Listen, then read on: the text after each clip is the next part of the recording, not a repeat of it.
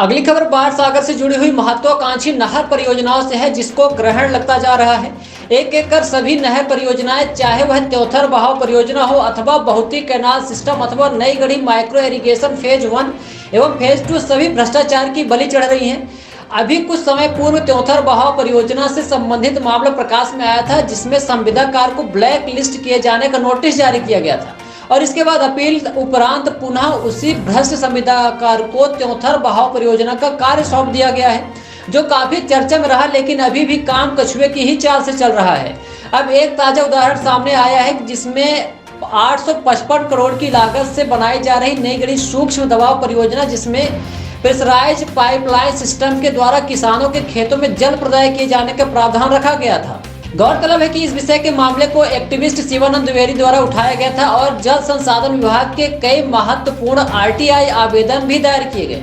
बाढ़ सागर परियोजना से जुड़े हुए नहरों, बांधों और नई गढ़ी माइक्रो इरिगेशन परियोजना को लेकर retired chief engineer SBS Singh Parihar एवं अधीक्षण अभियंता नागेंद्र मिश्रा के साथ एक जबरदस्त अभियान भी चला रखा है। शायद यदि यह अभियान नहीं चलता तो ना तो विभाग के कान में जू रेंगती और शायद जनता को भी कभी पता न चल पाता कि उनके जिले में कितनी नहर परियोजनाएं हैं और उनकी वास्तविकता भौतिक धरातल परिस्थिति क्या है।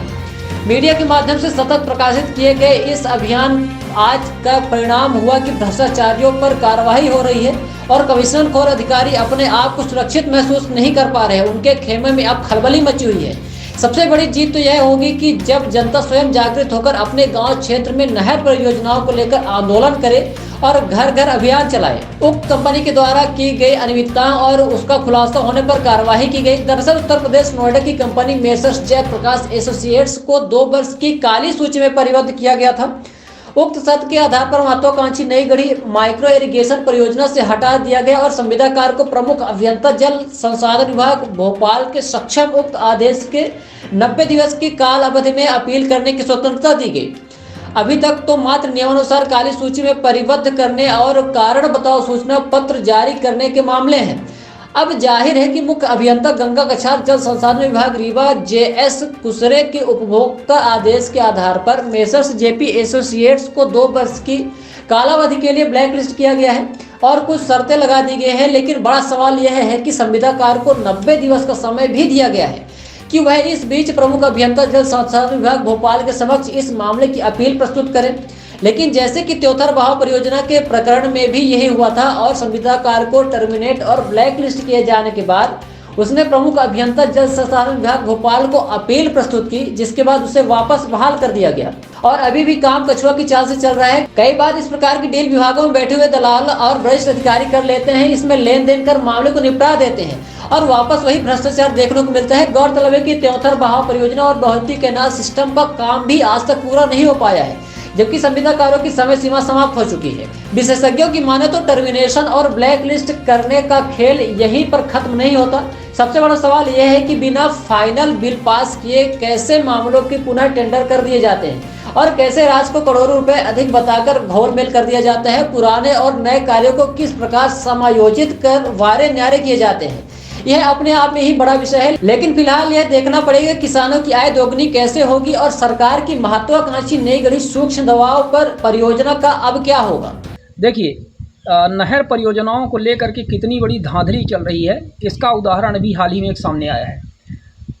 29 मई 2023 को जल संसाधन विभाग गंगा कछार के जो चीफ इंजीनियर हैं, मुख्य अभियंता श्री JS कुसरे, उनके द्वारा एक आदेश पारित किया गया है। उस आदेश में जो मेसर्स जयप्रकाश एसोसिएट्स नोएडा उत्तर प्रदेश की जो कंपनी है, जो नई गढ़ी माइक्रो इरिगेशन का काम कर रही है, उसको ब्लैक लिस्ट कर दिया गया है। और ब्लैक लिस्ट करने के आदेश में उन्होंने ये कहा है कि वर्ष 2017-18 में जो नई गढ़ी माइक्रो इरिगेशन की जो अनुबंध हुआ था, 25 सितंबर 2017 को 3 अनुबंध हुए थे।